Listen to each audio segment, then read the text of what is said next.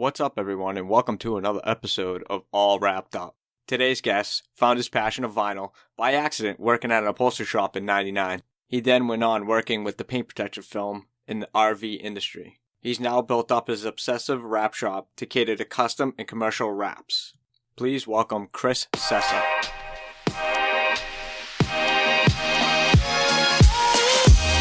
What's up, everybody? Thanks for tuning in to All Wrapped Up podcast. We'll be interviewing industry-leading wrap companies to share tips, tricks, stories, and more.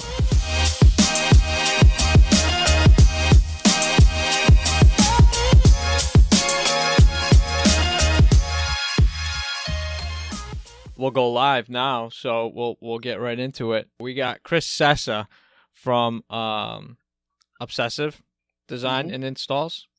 Yes, over in Florida. How you doing, brother? I'm doing good, man. I'm doing good. Talked a little bit off air here with your injury, fracture in your leg. Yeah, it could be a lot better. I was on top of a scaffolding working and wrapping a box truck, and happened to have the plank fell out from under me like a trap door and fell on about 3 feet down to my heel. So, little hairline fracture in the heel and foot, but I'll be all right. That's tough. I know I just talked to, I think I might have been talking to someone in an earlier podcast about the scaffolding and how some of us, set up, the gorilla ladders and set up the 12-inch plank and, you fall from 3 feet. I mean, you said you only fell from 2 feet and you got a hairline fracture. 2 or 3 feet by the time it actually hit the ground, yeah. It just doesn't take much to fall that, break an arm, break a leg, smash your head. I mean, it's scary. I've been rapping and been in the business for about, since '99 now, and this is the first time I've ever gotten hurt on the job where it's not a little cut here or a little something that's not very serious. This is the most serious thing. So it can happen anytime to anybody.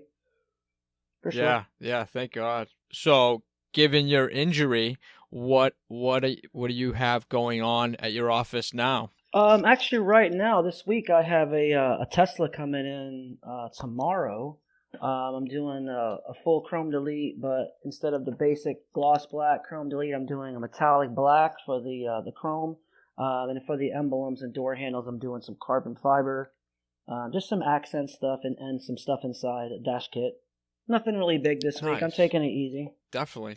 And you've obviously got help to take care of those bigger jobs, right?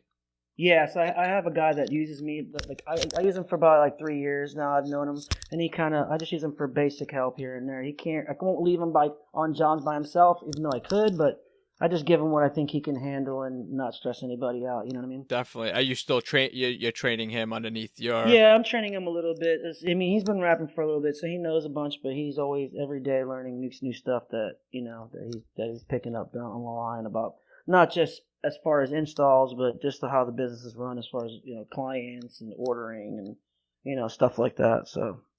It's good. Right. Because if somebody's going to go out there and do it, you want to make sure they at least know what they're doing and keeping up to a standard that we're all trying to follow. So it's good to have an organized business. How long have you been in the rap industry? Well, I've been my first time touching vinyl was 1999. When I was in high school, I was just graduating, and I was working with a friend in an upholstery shop. And I was doing a lot of high-end upholstery. Back then it was like crushed velvet, and we did some ostrich interior, some leather, and there was a sign shop that was actually right behind there. And one day when I was throwing out trash, I happened to grab some scraps. And I was doing people's phone cases and dash kits in their cars and lettering and stuff that wasn't even a thing. And it kind of grew from there, honestly. I went to college. And then I actually, once I graduated college, I went to the International Academy of Design, by the way, which is a nice high-end graphics design college that's university that's down here in Tampa. Got my bachelor's, and then worked for a couple sign shops here and there to learn the business. But once I knew about wraps and knew, more hands-on, I had more hands-on experience. So I actually found that I could go to these sign shops that were local that didn't have any installers or weren't offering wraps and go in there and offer my install service. And that kind of blew up. Me and another friend, we were busy for about 7 or 8 years until finally what I'm doing right now. So you went to a full-out design school. Did you know Yeah, you I went. wanted to get into the sign industry, going into the design? At the time, like when I went to the design school, wraps and stuff wasn't around, so I was mainly doing a lot of like illustrations and taking pictures and turning them into digital illustration, vectorizing, stuff like that. Right. I knew I wanted to do something with art, but I didn't really know what. But once I graduated and like started doing this, sign work a little bit and designing some of the stuff, people would do cut graphics on their cars, and then once wraps came out, I was like, wow, we can take this to a whole nother level. So Right. kind of blending some old stuff with some new stuff to come up with, to where I'm at right now, honestly. Are you still keeping to those roots, designing? Because you do a lot of different stuff. You do the paint protection and stuff. Paint protection, as far as right now, any kind of like digital designs that are done for advertising wraps, I have a friend that I send out to. Most of the stuff that I create right now is usually like stuff like if somebody wants something like on the spot, like when I went to the SEMA and was at the Tech Wrap booth, I actually did a design live there. I've done it for a bunch of different other distributors, film companies like Oracle and Tech Wrap and stuff. But I like to do a lot of custom stuff. Normally, if it's stuff on the computer, I basically just have my other friends do it, and I pass along some work because I've been out the game of that digital world and more hands on than anything. So. Nice. Yeah, because I see that you got a large variety of stuff on your Instagram: commercial wraps, color change, paint protective. So it's just you and your other, you're the helper, so to say, doing most of this work then, huh? Oh yeah, pretty much. And we try to do, when it's busy, we like to do at least 2 to 3 cars a week. Me and him can do. I myself am up to the status where, let's just say, I'll just pick out a car, a Lambo that I did recently for somebody. I can do it now in 2 days, full color change by myself, except for the door jamb. And it's fast. But I've done a lot of cars, you know what I'm saying? So it takes a long time to get to that area. But usually what I try to do is when somebody comes in, depending on what kind of wrap they're coming for, like color change, I usually tell them like 3 to 4 days usually. I give them some lead time just in case something happens or we have to order or something like that. But usually 3 to 4 days on one car. That's long enough, And yet disassembling everything and putting everything back together, obviously, that in itself could be a whole day. People don't really understand how much work goes into just taking door handles, bumpers, tail lights. That's the other thing that I see a lot of people. There's some people around here in this area that try to do like some commercial wraps or even some color change I've seen in person that I don't know who did them, but they didn't take out the tail lights, and you could tell. That's what I was known for that, doing it on commercial wraps. Taking out anything you can take off in 15 or 20 minutes, it comes off. No matter if it's a commercial wrap or if it's a color change, I try to take it all off. Obviously with color change, we go a lot of above and beyond and pull out bumpers and grills and all that, but we still take off quite a bit. Yeah, that's what I used to do at my shop. Was anything that could come off in 15 minutes would come off. After 15 minutes, it stays on, gets tucked and cut. That's it. Yep. And some stuff is, it's acceptable. Right. With the commercial stuff, they're looking for more just aesthetic. It's not to make it look like it's paint. It's just put it on, cut it nice. As long as you don't make a shitty cut, you can get away with a lot. Oh, yeah. Especially with the commercial stuff. I always try to do when I get a bunch of like a fleet, I always try to make them all the same. So when you see it, people see it, they're all the same. Not one truck looks different. The back cut looks different. Everything matches and it looks cohesive. Whatever works well on the first one, you do it on the whole fleet. So what was good with me doing the niche going around these sign shops and doing some of these large fleet was that I was touching so many vehicles, and it was a bunch of each vehicle. So let's just say like Bright House alone, that was 200 vans. So now the E350 van, no matter what design's on it, it's an E350 van. If you've done 300, you're going to be able to do one in 5 minutes, 5 hours by yourself, if you got down the system. So that's what we try to do. And exactly. I'm glad for that, for what I've done with doing that, being an installer for so many years, that I installed just mainly going in and subcontracting install. I learned a lot about a lot of different vehicles. So that gave me And you still do that now too, right? a lot of sub. Yeah, subcontract basis. But the shops that I do go to, I'm very very selective in the shops that I go to. I Okay. usually try to visit shops that are been in the business for a long time, people that have good outstanding relationships with other people. You know what I mean? So I try to stick with a certain type of. There's also new shops that try to open up, like regular sign shops that need help, and I don't mind going in and helping them out too. But I try to stick to the same clients that I've had. Yeah, absolutely. So you've been doing it for a while. Do you hold any certifications for any of the manufacturers? Yeah, I have a Hexus Master certification. I had a 3M PPF certification. I've done the classes for the Orafold Master certification. Pretty much the only thing I don't have is the low-end certification and the Avery, which I'm gonna take it. But honestly, to me, if we're doing it for this long, it doesn't really benefit me 100%. So that's why I've been kind of slowly getting them all. Right. Because Yeah, I've already been definitely. doing it for so long, there's not a whole lot of benefit. Only with like 3M when they put you on the site, but Right. you know, Take me through the process of the paint protection film, because I haven't had anyone really on the podcast that really Mhm. touches on the paint protection film too much. Take me through the process of getting certified and how it's different than uh like a Vinyl. color change Yeah, or yeah. vinyl itself. Yeah. Well, I guess the first thing would be the thickness. Would be the first thing that usually screams out at people. The difference is vinyl is usually anywhere from 4 to 6 mil thick. You got paint protection at 12 mil. So the stretchability and the conformability is already down by that. It really depends, like how, as far as applying it, there's a lot of likes. There's a lot of stuff that's a lot alike.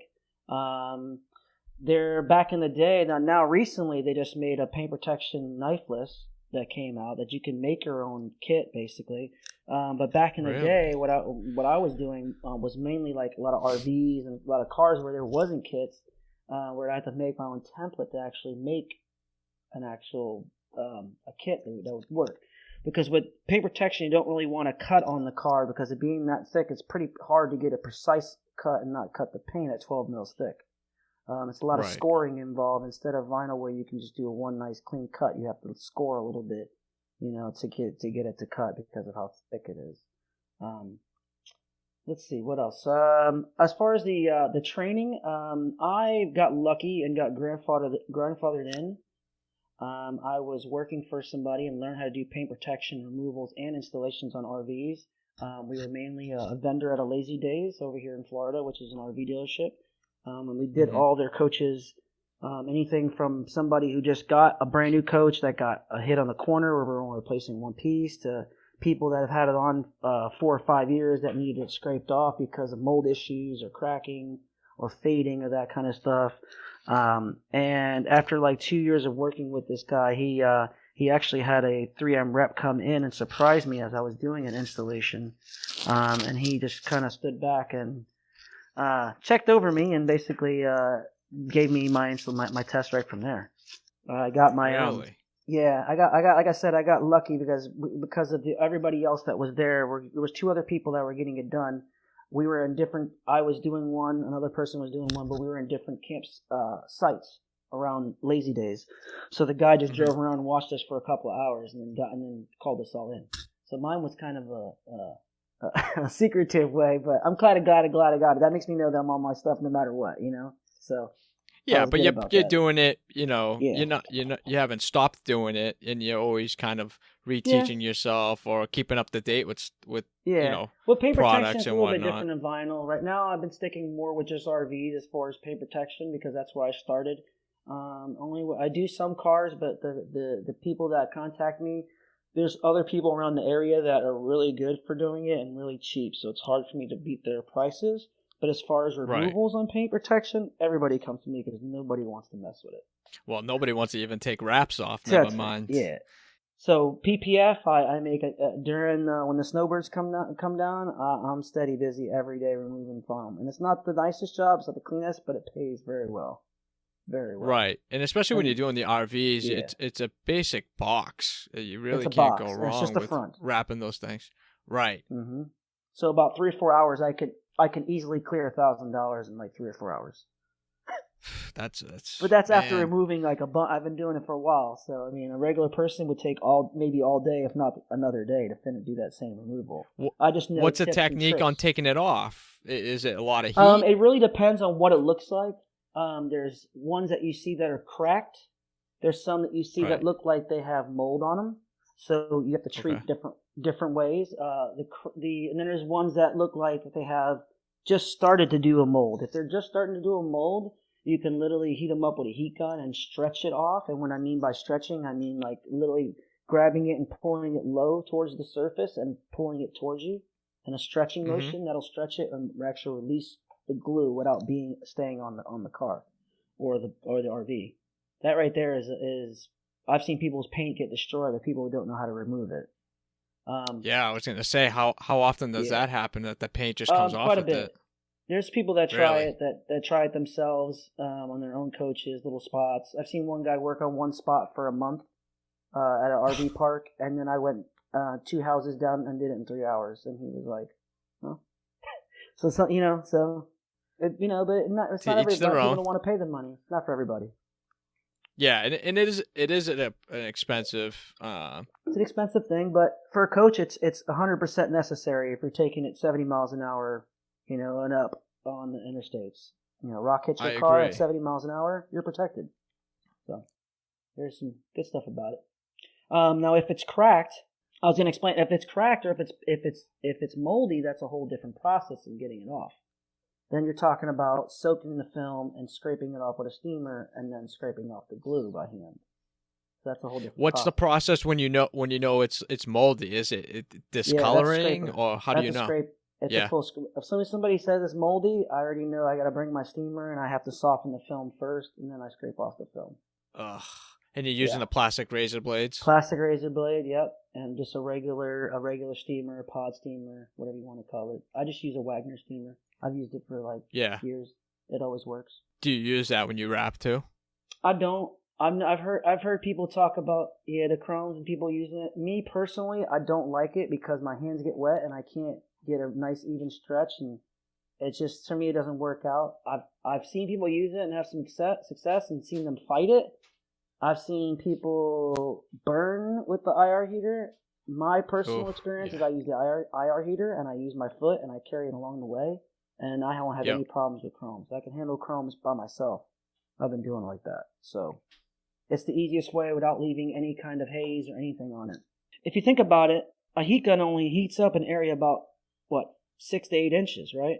At least. IR heater, an IR heater usually heats up an area of 2 to 3 foot area.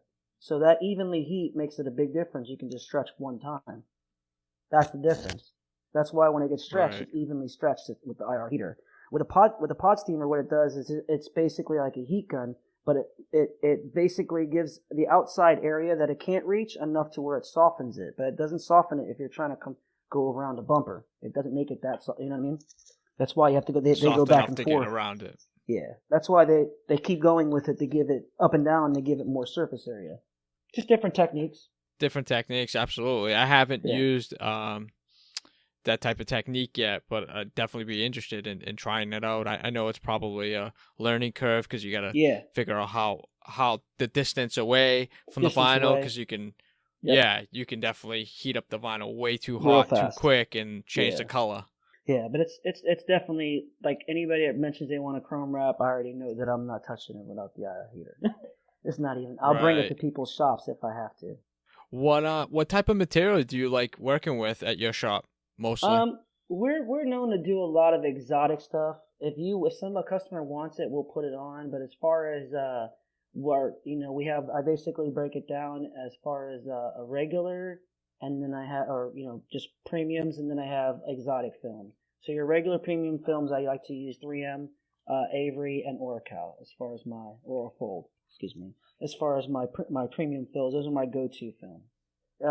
Nice. But then if somebody wants something that's a little bit unique and they want to try to step out the box a little bit, then I push them on the KPMF, the Hexus, and the Tech Wrap. I offer quite a bit of everything. Suede. I'll offer some suede cars, full texture cars. There's not a whole lot of people that would try a car, let's just say an alligator skin or something like that. I would do it. Right. That's the kind of stuff that I'm kind of known for, the texture way. So most people won't really mess with it. Definitely. And speaking of the texture, I'm going to transition here into the embossed work that you do. I appreciate it. Yeah. I know we talked a little bit before. It's super cool. So yeah. You had said that you were one of the first that actually did the first embossed vinyl wrap.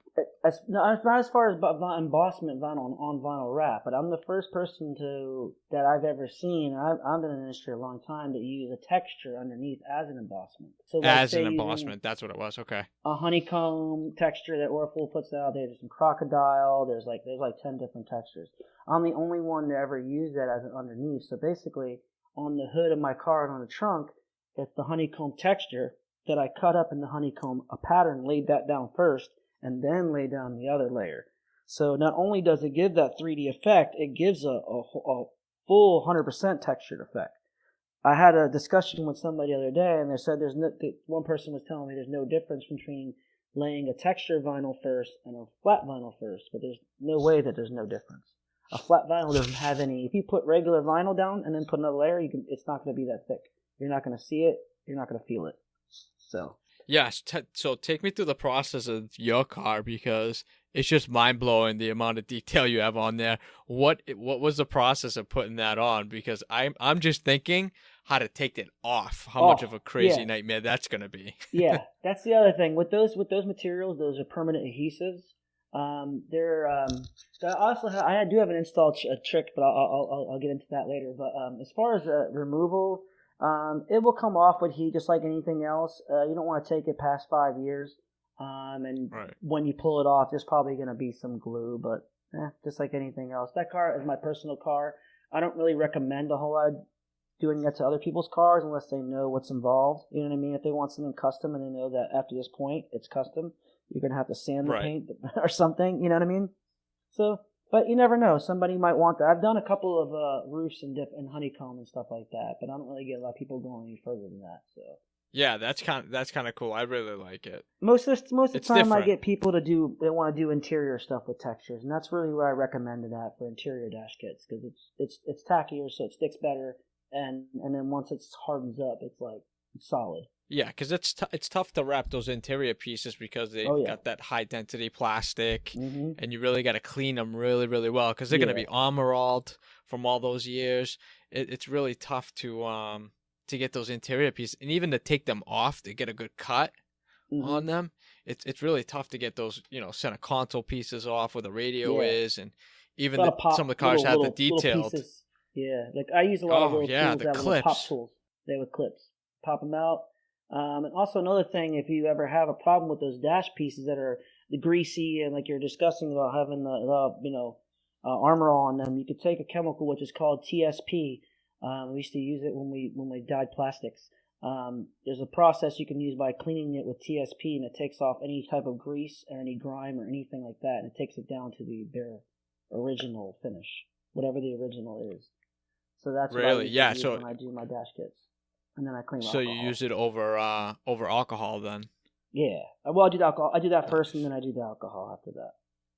Right, just to clean up any extra anything else that chemicals that are on it. And I try to pop the pieces out so I can wrap it around a little bit of the back edge, so that way it looks like it's 100%, made like that.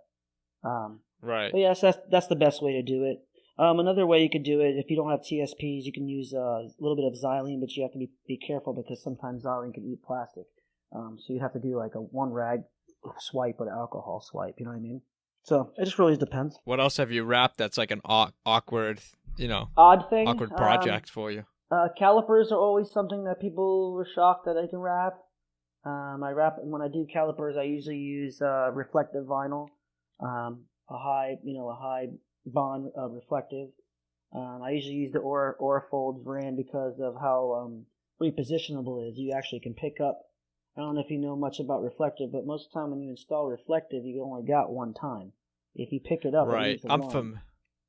Yeah, I'm So familiar with more the 3M reflective. effective, That's worked okay. really well for me. So with the Aurafold one, if you're doing like stuff like that, theirs is a little bit repositionable. So you may be able to pick it up a couple times before leaving the line. You'd have to squeegee it really hard for it to leave the line. So Wow. that's always good to have them. So I use that kind of stuff when I do the calipers. Another thing I've wrapped that most people have never seen anybody do it yet is the barrel of an actual exhaust system. Not the tip of itself, but the barrel of a round exhaust system. I wrapped mine, and it's been on there for about 4 years now, so it ain't coming off there. That's the one with the is it honeycomb or like a Yeah, hex yeah. pattern? That's the first thing I I saw it wrap on with your that website. material. How does that take heat? It takes heat great. It's been on there since I've had it on there, and the only time I've seen one, I hit something and I scratched on the bottom, but besides that, it's staying good. Really? It's staying real good. Yeah, because I did see that on your website. That was kind of neat. Yeah, it's interesting. It's different. You don't really think about that. Yeah. Do you do a lot of that on like motorcycles? I've never been asked to do one on a motorcycle. But I've actually thought about it because theirs is like very sectioned off, and it would look kind of cool to have like a tip, and it actually sounds pretty dope. We might have to find some people who want to step out with the can. box, that would make more sense. I mean, when you have an aftermarket exhaust system, some of them are either tucked in, like yours kind of dips down a little bit, almost like a Subaru. Yeah, it's almost like a Subaru, kind of like it's angled up a little bit, and you can see a lot of the can. So that little detail could really from the side it looks change really things good. up. When you're parked on the side and you're walking up on the car, you can see it. It looks great, and you get a little bit of the calipers that are wrapped, so you get a little purple there. It's a cool car to bring out because it's everything on it is wrapped pretty much, interior, exterior, motor. On the calipers, right? Are you wrapping them kind of just one piece on the top and then the little kind of like section bar that comes around? Yeah, I pretty much do it in pieces at the face, and then I do some deep areas first, and then I cover it with a face piece. Yeah, nice. And seam wise, it's pretty unnoticeable. Yeah, it's pretty. I mean, you're always gonna see some seams because anytime that carbon builds up on it, you can clean it, but you'll still see some of the seams in some of the spots. But if you do it cleanly, it works out really nice. It looks better than painting it, honestly. And what are you doing for prep on that? Those are difficult prep. You have to basically you clean the caliper with brake cleaner first. Then you degrease it, or you can degrease it first, whatever. Degrease it first. You can use brake cleaner, and then you got to use alcohol, but you have to torch off all the alcohol before putting vinyl on it because that metal is like a pot metal and absorbs the alcohol, so you have to torch it off. Right. I know it sounds odd, but you have to. So basically, you scrub it down with a toothbrush and some degreaser. Then you hit it with brake cleaner. You put like a little bucket underneath is usually what I do. Then I wipe it off. I alcohol it, and then when I wipe off the alcohol, then I use a torch and torch it off, and then it's good. And I use a little probe on the edges. That's a process to do 4 calipers. Yeah. Holy cow! I mean, if you think about it, $100 a caliper, and you're only using probably a piece that's 5 by 5, 8 by 8, whatever on each caliper. It's a good money there. Damn, $400 to do 4 calipers. 4 calipers. Yeah. Wow. And reflective. It's a great profit. It's a good profit. I mean, out of one piece, you could probably get. I haven't looked back into like the customization stuff. I mean, there's so much money in that alone. Oh yeah, yeah. Another thing I've been getting into is Tech Wrap has made. They've released a gloss carbon fiber that looks pretty realistic. I mean, pretty almost like 100% realistic. The problem is that it doesn't last as long as the regular imprinted carbon fiber, like your Avery or 3M. That's a texture that's been stamped.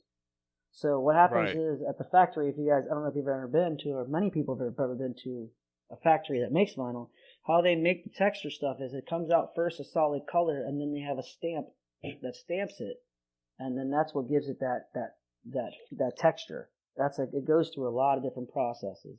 But yeah, the gloss carbon fiber is great. I've been doing a lot of stuff for people's cars in gloss carbon fiber, and people are loving it because the pieces that they're wanting from the dealerships are like so ridiculous in price that I tell them $300 for a little piece on a dash, and they're wanting $800 at a dealership. It's they feel like they're getting a good deal. Anything at a dealership's gonna be more money for sure. Oh yeah, So they're Do you happy when deal they with a come lot in of there. stripes? A lot of stripe kits on like. Honestly, I try not to, but if I get calls for it, I do, and I let my buddy do them because I hate to install stripes. I'm kind of over that, but I pick and choose now. For being this long in the game, I like to pick and choose. I'm very Yeah. fair with my people.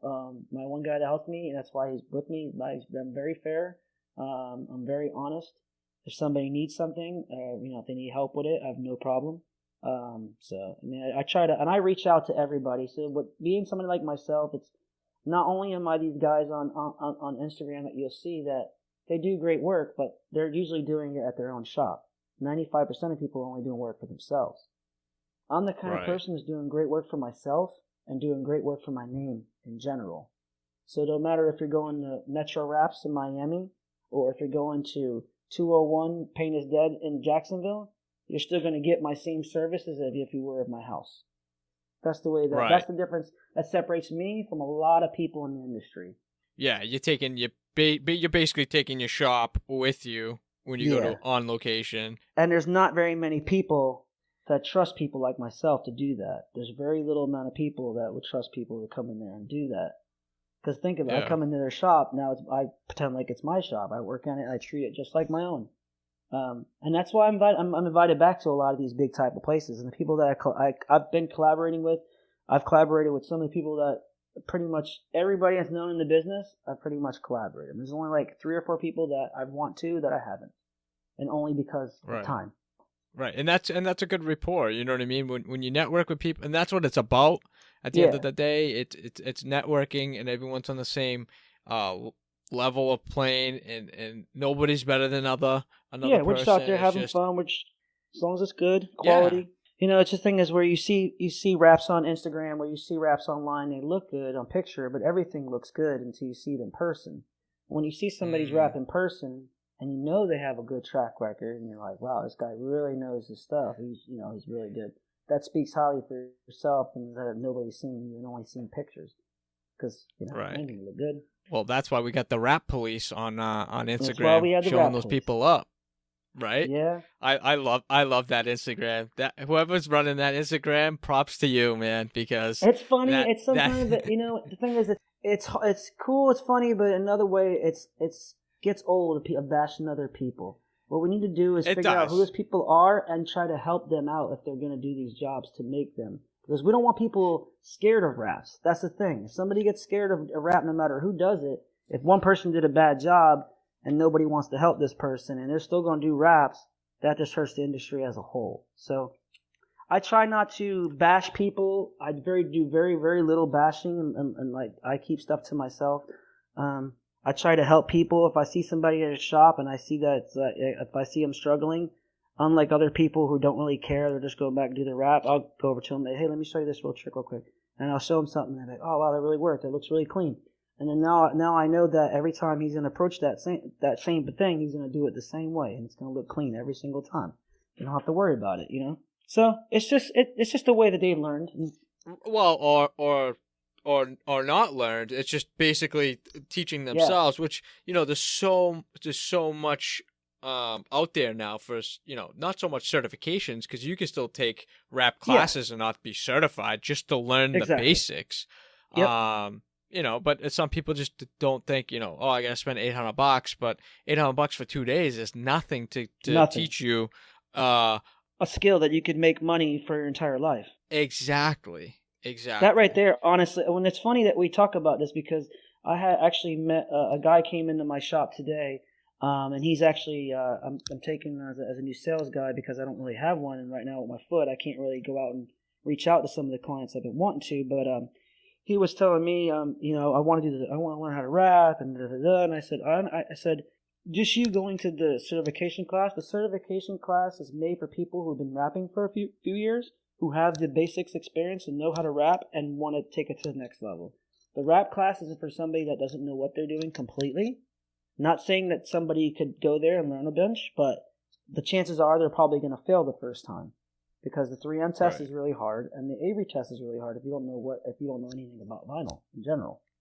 So I always recommend what I told this guy, and the guy said, listen, I know you want to learn a little bit about wrapping in general, but I'd like to have you more as a sales guy. But as you watch me and come with me, and help me on some of the wraps at the shop, over the time, then after a year or two, you'll be ready to do your 3M. You'll feel confident going in there and not, oh, I need to learn as much as possible because I don't know what I'm doing. You know what I mean? And you don't waste your money. Right. I mean, because I've seen people that have a 3M certification that aren't worth a damn. I'm just going to put it out there. Everybody knows one person that has 3M certification that's probably not worth a damn. But it's because they rushed into it and weren't ready to take that test. But somehow they still managed to pass. But that doesn't mean that they're set to know good to go on every single project. You know what I'm saying? Well, there's a lot of people out there that, don't have to study and can ace a test. Exactly. But don't know a damn after that. You know what I mean? There's plenty of people like that. And I totally agree. And that's a good thing that you have him transition, into a smaller role. Yes. Right. Have him so transition to a smaller role. Let him when I'm gone, or a hood when I'm gone. Yes. Or some taillights, and I'll have to come back. I'm going to go to Miami, and hey, you got to do a roof. So I can still make some money. So that's kind of why I'm getting this gentleman to do this role, because I think it'll help me, and this is one thing that I've been missing to take my business to another level. I've been trying to one-man army it for my whole life, and it's gotten me pretty far, but it can get me a lot further if I accept the help. But I'm so Absolutely. I hold myself and everybody around me to a certain standard, and I'm very judgmental. Okay, you messed this up. You can't touch this for a while. And that's my character. Right. And it's good that you have him going into a sales position first, because you really have to know the product and which product works for that particular installation or whatever it may be. Maybe he might go look at a job and be like, oh, you don't need a wrap, you just need a lettering job. You know what I mean? Or something that he thinks he can wrap, that we can wrap it and we really can't because it's a textured plastic or an ABS plastic, or it's not primered, So that's why I kind of want him to learn a little bit. I really honestly think that's one thing that a lot of shops that I know that I go to that are really successful, but their salesperson is not informative and doesn't know everything because they haven't really gone back there and touched any vinyl and know, okay, well, this is going to take 4 hours. I know this is going to take 2 hours, so I'm not going to tell the guy, oh, come back in an hour, come back in 20 minutes, Right. So having that and knowledge. And then give them the information. Yeah, and they give them the wrong information. So having somebody to come in and that does the sales and actually spends a week with the installer, learning a little bit, just helping them out, seeing what they use, whatever, asking them questions, that can take a business, higher up, and just by that, because now they'll know. Now they'll have a little more edge. They're like, okay, well, this is, I recommend this brand, or I recommend this brand, Yep. And I totally know where you're coming from too, being the person that wears all the hats. You got to do all the billing, all the calls, all the scheduling. It gets tiresome, and especially when you have a family at home waiting for you. You're working 15, 18-hour days to make a living. It's very, very tough. I always thought the magic number for a wrap shop or even just a commercial shop would be like 3 people. You get your sales guy, one good installer, and then one good grunt guy that, cutting all the graphics up, taping everything, and helping out with that extra pair of hands. Yeah, that's kind of what I'm looking forward to. That's kind of where I'm heading towards, is having me as a main lead of everything, but having my friend come in and do a lot of the installs, and making some money off him, and not always doing a whole install myself, or dividing and conquering, doing 2 installs at the same time in 2 locations. But always having somebody who's a sales guy and a guy who can meet people at the office, to have them look at color books and stuff like that, so we can still keep it going while I'm not there. So I think a 3-man team is enough. It's definitely enough, for sure. Yeah, I hear about these people a lot, though, about having 2 or 3 installers on one car, and every time I've ever come across that, it's always turned the opposite way. It never turned anything good, because 3 different hands in the pot, they're all not thinking alike. They're all not cutting everything alike. So they might not match them. Right. You know what I mean? So yeah, I've always done. I totally know where you're coming from. Car, or 2. That's it. I think it's a matter of prepping and planning prior to installation. Everyone gets together. Hey, this is how we're cutting everything today on this particular project, and this is the only way you're going to cut it. And if you have a question, ask the lead person. how to cut it prior to you cutting it. Because I really think, honestly, to have 2 or 3 guys on one project is not a bad idea. I don't think it's a me personally. I don't think it's a waste, especially if you got another car outside, or something. Yeah, you want to crank those 2 out in one day, quick. as opposed to spreading them out for 2 days. Now you just got two vehicles done in one day. Money wise, if you have the right setup and you have the cars lined up and the process is there, then you could probably wrap 1 or 2 cars a day for sure. Doing it that way. Oh yeah. But when you're only wrapping 3-4 cars a week total, spreading the workload out, yes, for sure. Yeah. You need to keep. Yeah. You need to feed your guys that work and make sure they get the 35, 40 hours for the week. You know what I mean? Yeah. And that becomes tough because payroll, and then you're waiting for people to pay you. And I think that's the reason why I've kind of just stayed as low key and as as close netted as possible with just 1 or 2 people, because I don't trust a whole lot of people, and I'm not trying to start payroll up for people, and it's so much easier by myself most of the time. Yeah. I try to get it done at a certain time and have it look a certain way, and I usually just bite the bullet and try to do it myself. But I'm gonna eventually work in there more people, but it's rough. It's hard to let go.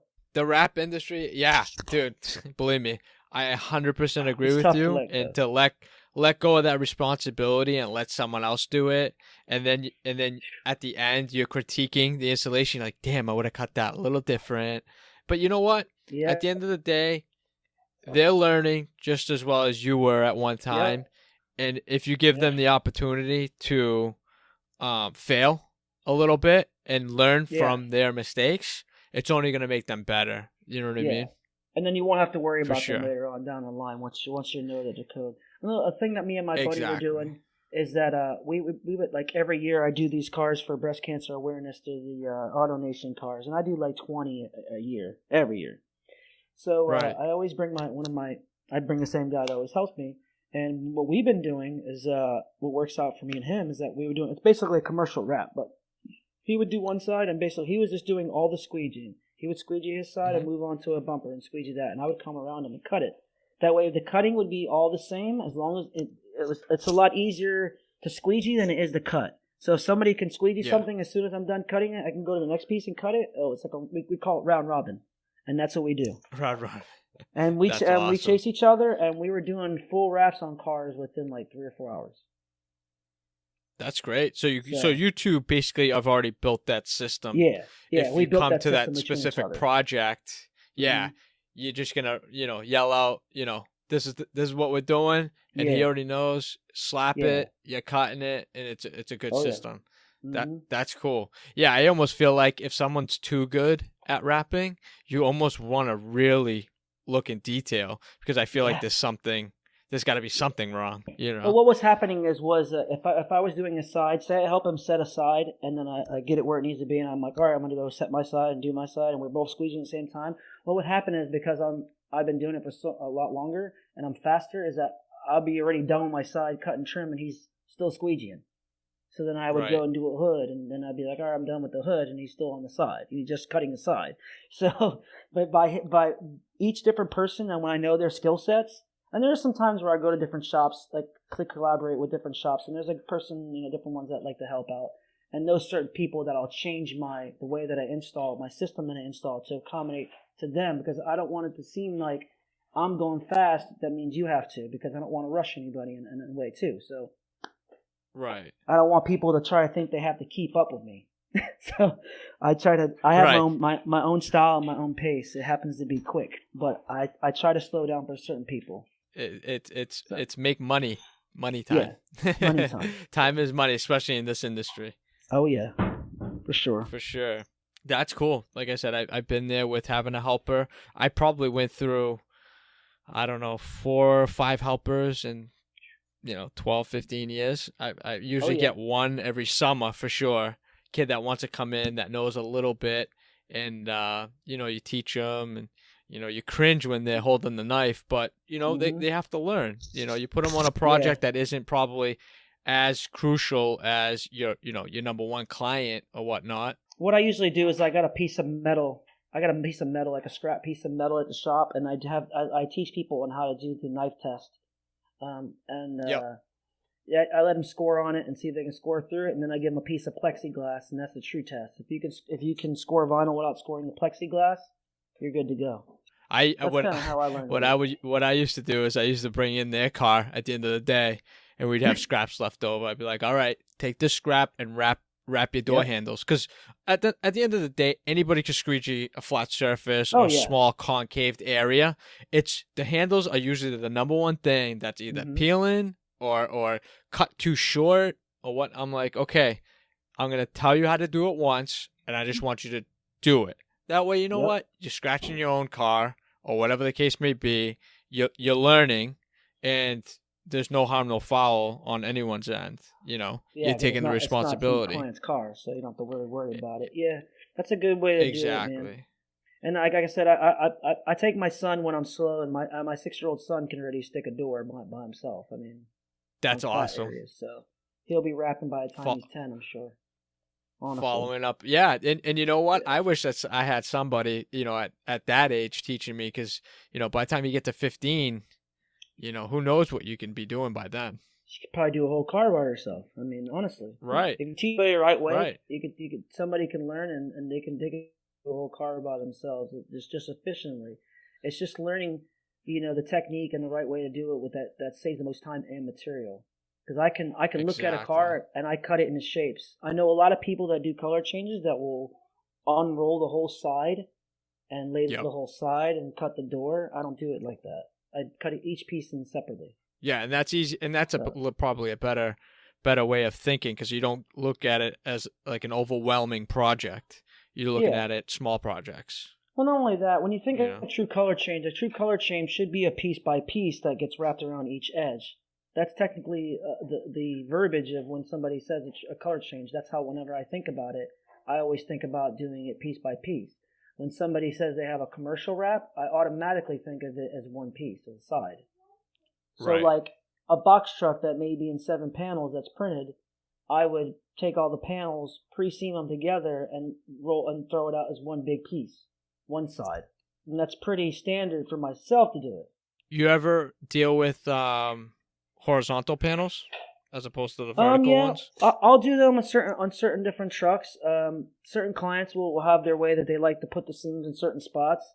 We do the horizontal when it comes to like doing a van, like an E350 van or a Sprinter van. We do the horizontal and put it at the bottom.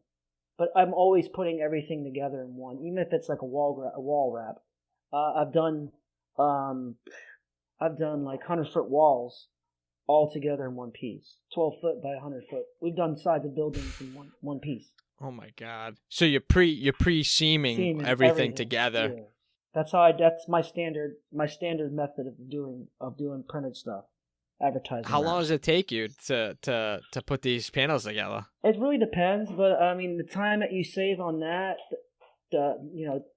from the time you have to go and put one piece up at a time, it makes up for it. We've timed it. I've had somebody go and do a side of a box truck one by one, and I did the other side, and I was like, by the time they got the second panel up, I was already halfway, like already up there with the whole side. So, it's just a different method.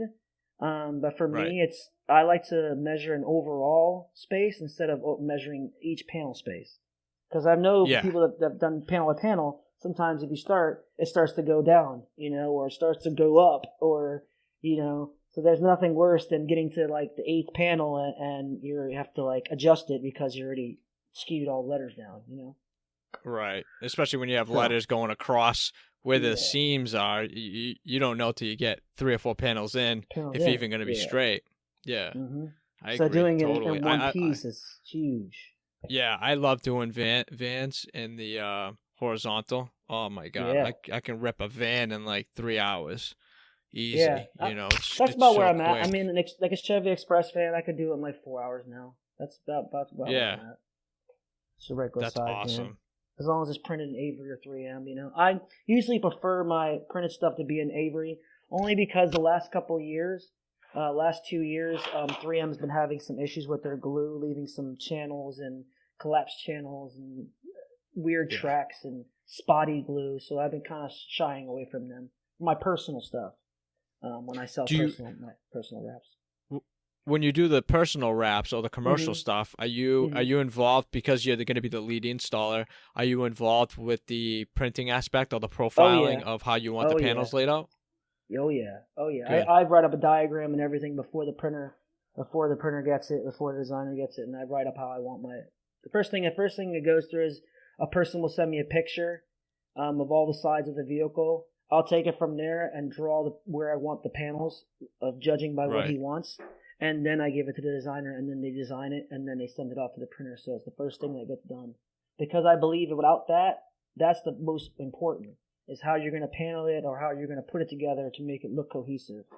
Either if you're going to do a piece for the box and a piece for the cab, to go together, you're going to print 10 different pieces. There's nothing worse than getting a box like a puzzle with so many different pieces that you're, frustrated when there's a bumpers in 4 pieces and you're like, I have to use the side for half the bumper. Like, what is that? That's just, I don't roll like that. Right. I just don't. I've seen a lot of people do it. I've done a lot of work for a lot of clients that are big name clients I don't want to talk about, but that have given me kits that have stuff like that where you get to use part of the side as a bumper. But that's not good biz, and that's not clean. That's not clean install work. Right, especially since you're the last person to touch that thing, and if the client's coming to pick that up, you don't want to be the one explaining. Yeah, that's how they printed it. You know what I mean? Throwing them underneath the bus. Right. Mm-hmm. Right. That's a tough call. Yeah. I wanted to touch a little bit on about the clothing company, because I know we had talked about it a little bit before. I'll tell you the reason why I kind of started the clothing company, and kind of how it is where it's at now. So I am the owner of Wrap Gear. We've been doing it for probably about, 2-3 years now. I actually, what happened was, since I was doing so much subcontract work, I couldn't wear my own company clothing. So that was always a problem going to jobs. So what I would do is wear like a solid gray t-shirt or the solid color stuff. But the problem with that is I didn't really match the part of what I was doing. So eventually I started making these designs, and they were strictly just for myself, that were comical, but still wrap related, that I could wear to anybody's job and not have to worry about them thinking that I'm trying to take their job, or I'm not, I'm not upholding their business. And I can go there and wear something that was a neutral thing instead of something that was my own, and still promote. Right. You know what I mean? So I started doing that for a while. I started doing that for probably, like I said, 2 years or so. And then finally, I had a friend come up to me and said, why don't you just start like making these clothes and make a name for these clothes? And I said, well, I'll give it a shot. So pretty much I launched with like 10 different designs when I first launched out. And now I've just been building on from there. I have a designer now that basically what I do that goes into like a painkiller shirt, the recent one that I just launched. I hand draw a sketch out of what I want, and then I send it to my guy, and then he makes the designs for me, and turns them into vector, basically. And that's how I've been doing all my stuff. So all the designs, everything has been coming from me. It's all an original concept that I draw out. That's awesome. Yeah, I love that painkiller one with the Jason mask, and he's holding the squeegee. Appreciate it, man. Yeah, that's a limited edition shirt. So that's only so basically my plans on Wrap Gear is. Since I was the first person to do it, and I looked it up, and there was nobody doing anything like this, that was another thing that kind of pushed me to do it. Now I really only sell, off my Instagram, or I do sell on the Wrap Nation website, which I'm a part of, but mainly our focus is going to be on the clothing, apparel. We're going to do hats, shirts, like we've been doing. There'll be some hoodies. There'll be some warmer gear for people up north, because I always got to think about, I always forget, and down here in Florida, and a beanie's not really useful for me, but other people like yourself up in Boston and Jersey and New York and all that, they want this kind of stuff. So I'll have that. I'll also have some backpacks, and there'll be some tool belts and other accessories and stuff like that. That's cool. Yeah, I can't wait for some hoodies to come out. I'll be all over it for sure. Yeah, the hoodies. I made 2 of the painkiller hoodies, so I may be coming out with that same design on the hoodie as to be the first one. I also got a kids line that I'm doing with my son. for people like ourselves that have kids that want to get them into it and have them support them and stuff like that, and more than wear some wrap gear. So my son's been drawing some cool stuff up to have here in the future. So the kids are going to be dressed too, really nice. Yeah, you got to, especially if you're gonna have them follow in his footsteps. You know what I mean? That kind of came by popular demand, I'll say, because once I started doing the shirts for adults, so like, do you have any kids sizes? And I was like, well, not really, but then I'm like, well, maybe I'll just make a clothing line off of mine just for kids. So he's already got like 5 shirts that we're gonna start here soon. So, and he actually hand draws these ideas, and then I take them to my guy, and he makes them come to life. So we'll be having it soon. And of course, other people will have to follow. Now there's like two or three other people that are doing stuff that is similar to what I've done, but it's really hard to. I didn't do the wrap gear to make money on, really. Like I said, it was more or less just a need, something that was a need for myself. A void. There was a void in the market, and you saw it. And your intentions were 100% true. I mean, I've gone to other shops, and I'm wearing my sweatshirt, and they're like, you can't really wear that. I'm like, what? Mm-hmm. I'm here to work. And, can you throw one of our shirts on? It's like, okay. Kind of. I mean, yeah. But if you're, so that's the best part. You go in there wearing a wrap gear shirt, they're like, oh, cool wraps. They're not going to make you take it off. And I've tried it with a lot of different people. Right. Even a guy that he used to give me, like the pink cars, this one certain client used to give me shirts and hats with his company. But I was still wearing like my white t-shirt or whatever. And until I got wrap gear. Once wrap gear came out, I started wearing wrap gear. He loves the brand. Most people I meet love the brand once they know what's behind it. And they respect it, so they have no problem with it because it doesn't hurt anybody. It's more or less just giving wraps itself as a whole a big stage, Absolutely, so, I love it. There's also some other stuff that I'm working on too that I'm not going to fully release, but something that's another industry, something that's a void that needs to be filled, that I've been working with that has a lot to do with wrap gear. Wrap gear is associated with it, but it'll be coming out really soon, and there's something that's going to be. I'll just say it'll feed everybody's addiction on a monthly basis. Nice. So is that coming out early 2018 or what are you thinking? Yeah, pretty much. If I won't be early 2018, it'll probably be mid 2018 once because of my accident here, it kind of set me back to get stuff set up. But I'm in the right direction. I have investors and people set up for what I'm trying to do. But it's mainly it's going to benefit everybody in the industry. That's awesome. So, I can't wait. We'll have to have you back and talk about that. It'll also get people familiar with new things in the industry that they didn't know about. I'll say that. That's always something new. You're leaving everybody on the hook here. Yeah. If I come to a shop with something and there's something I've never seen before, and they're like, oh my God, that'd be so cool. Who makes that? And they go, nobody makes it. I made it. They're like, whoa. Or, something really interesting. So, I want to make sure that everybody gets the same opportunities and everything's available to everybody, and they don't have to worry about, well, I couldn't get it tucked back far enough because I didn't have a tool or something stupid, because there's a lot of stuff out there that people don't know about that, maybe it might be for a different industry. Who knows? I don't know if you've ever seen, there's a tool that somebody makes, and I think it was, I can't think of it. It's a Japanese tool that I got from the guys from Wrap Tech over in Japan, and it's literally a dental tool. It looks just like a dental tool, but nobody would know that. To peel back the rubber pieces around the windows, right? It's metal. Yeah. It's two-ended. Yeah, that's actually a dental spatula. I think they call it. What do they call it? Right, spatula. It's a dentist tool. But I would have never thought of that. It's crazy. So right, you got to look outside the box. Look outside the box, yeah, because even there's some tint tools that I've seen that work really good for vinyl that I didn't even think about, So I'll just leave it at that. I don't want to give out too much. Oh but man, keep on look for. Well, maybe we could do a launch on the podcast and that'd be cool. And have it set up. Yeah, that'd be really definitely. Cool. When you're ready, I'd love to have you back for sure. No problem, man. I'll do that anytime, man. Awesome, Chris. Yeah, I think we talked about a lot of great stuff during this talk, this convo. Let everybody know where they can find you on Instagram, Facebook, websites. Make sure to mention your wrap gear stuff too. No doubt, no doubt. As far as to get with me on, pretty much you can get with me on everything. But to find for my wraps in my area, just look up at ObSessave on Instagram. That's ObSessave. If you just type that into Google, it'll bring up my Instagram anyway, and my Facebook. You can go on Facebook. It's just ObSessave Designs on Facebook.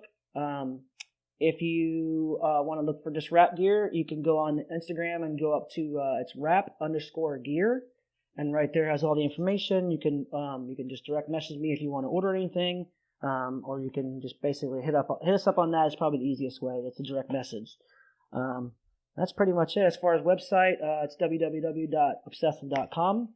That's pretty much it. Chris, thank you so much for being on the podcast. I appreciate you taking the time out, man, talking to me for a little bit. I appreciate anything I can do for the industries. Anything I can do, I'll contribute.